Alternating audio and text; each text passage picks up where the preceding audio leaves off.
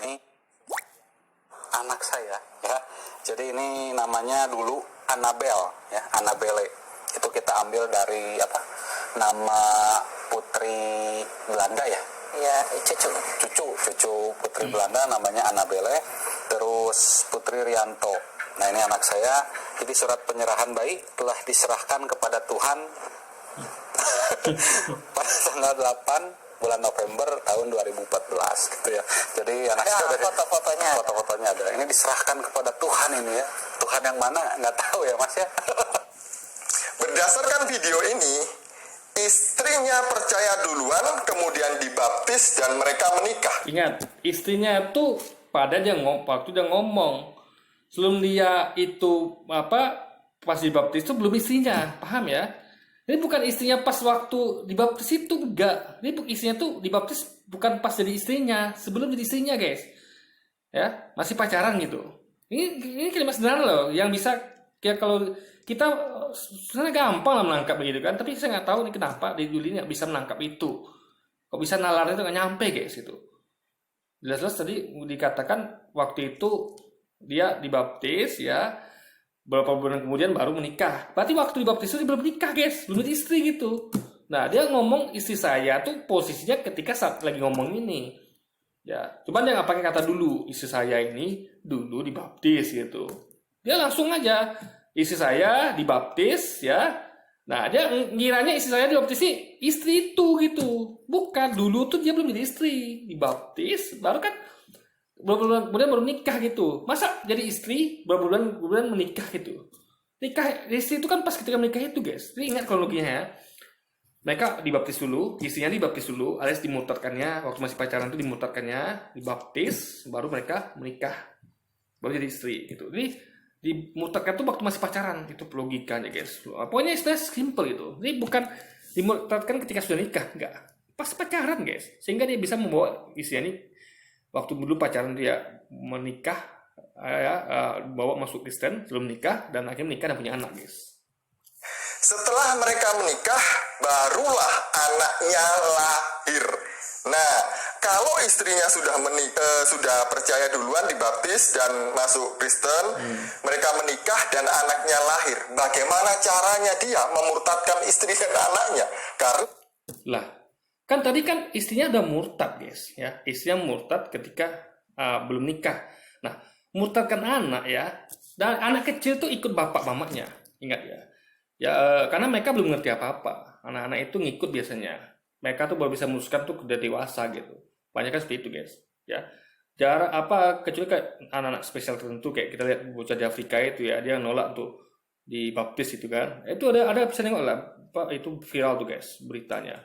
Tadi anak kecil ya menolak untuk dibaptis karena dia mengatakan saya seorang muslim, anak gitu kan. Itu bayi ajaib dari Afrika, guys. Akhirnya dia dewasa dan jadi pendakwah gitu kan. Nah, tapi rata-rata normalnya manusia itu anak kecil tuh ikut bapak mamanya gitu. Jadi karena gini, kalau ibunya adalah awalnya muslim lalu dimurtadkan, tentu anaknya tuh ikut ibunya gitu, ikut mereka. Jadi murtad juga gitu kan ya.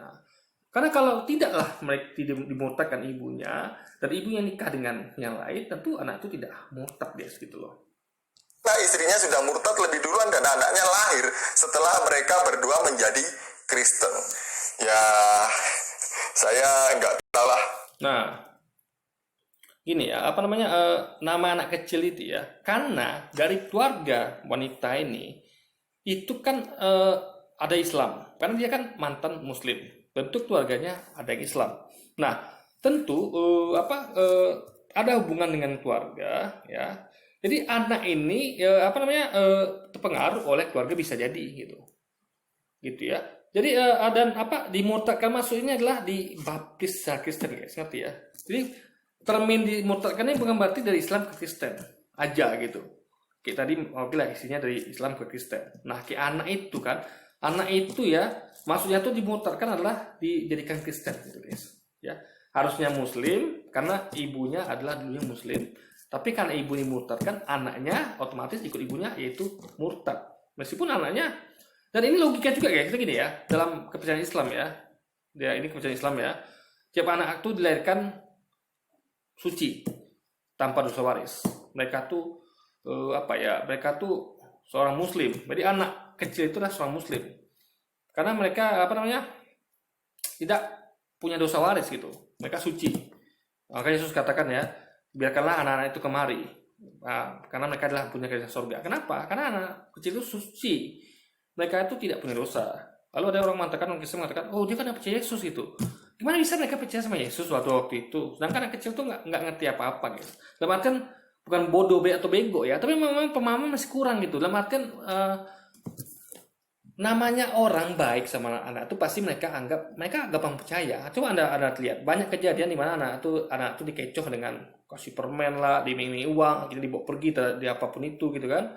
Itu karena anak kecil itu memang belum punya inteligens yang mumpuni, mencukupi gitu untuk menilai orang ini apakah dia percaya apa tidak gitu. Jadi mereka tuh gampang percaya sama orang. Makanya nggak heran ya anak kecil yang hilang gitu kan, dibawa kabur orang, karena memang dia tuh gampang dikecoh anak kecil guys, gampang percaya sama orang itu intinya. Beda memang kita orang dewasa yang sudah milah-milah, ini orang bisa percaya apa tidak gitu. Nah, jadi intinya seperti itu guys. Mau ngomong apa kalau ada kesaksian seperti ini? Karena kesaksiannya bertolak belakang yang satu dengan yang lainnya. Jadi Ya, kalau larangan nggak nyampe itu poinnya ya. Karena anaknya tuh harusnya seorang muslim gitu, harusnya ya. Tapi karena ikut murtad sama ibunya, ya anak itu ikut murtad gitu guys, dimurtadkan gitu, paham ya? Karena kakek neneknya itu adalah seorang muslim harusnya gitu. Jadi anaknya nih seharusnya muslim, istrinya seorang muslim, tapi dimurtadkan oleh dia ini guys. kesaksian harap berhati-hati karena bisa ditemukan kesalahan-kesalahan model begini ini. Yang buat salah itu Anda, karena Anda larangan nyampe di judi, itu poinnya.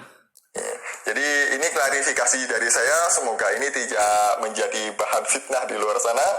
Dan Ya, justru Anda tuh malah memfitnah mualaf ini, itu masalah di situ. Ya, Anda tidak fair di sini. Kalau kita tidak, ibaratnya kita tidak boleh tutup mata lah guys. Ya, tiap-tiap agama tuh ada hukumnya gitu. Islam pun begitu. Ada ustaz-ustaz yang pasang tarif yang itu haram gitu kan. Dan tidak seperti dulu yang mengatakan itu tidak ada segala macam, kita jujur gitu. Nah di juri itu tidak jujur gitu, dia menutupi fakta. Yang fakta itu kalau ditemukan ya, ada baca berita aja itu pasti ada guys, ada googling di sana, ada cari baca. Bahkan saya pernah guys ya, di buletin mereka saya beberapa saat itu deket gitu kan, dalam artian bersinggungan dengan mereka, saya baca itu guys buletinnya tuh. Buletin majalah mereka punya majalah apa tuh, obor atau apa gitu kan, majalah kayak gitu lah gitu kan, lupa sih namanya, Cahaya Gereja atau apa itu. Saya baca guys, itu ada kritikan-kritikan dari para pendeta yang katanya misalnya kayak mereka itu, jujur pendetanya saya akui itu bagus, itu kritiknya membangun. Dia mengkritik, pendetanya itu ada yang mengkritik tentang pakaian seksi jemaat gereja lah, ada lagi yang mengkritik tentang transparansi keuangan gereja kita itu kan. Nah, itu kita hargai, apresiasi pendeta-pendeta jujur gitu, bukan Cindy Duli yang menutup-tutupi dan mengatakan nggak ada gitu. Padahal faktanya ada guys gitu. Oke, jadi mungkin sekian dulu video kita kali ini. Sampai jumpa lagi di video-video selanjutnya dan wassalamualaikum warahmatullahi wabarakatuh guys.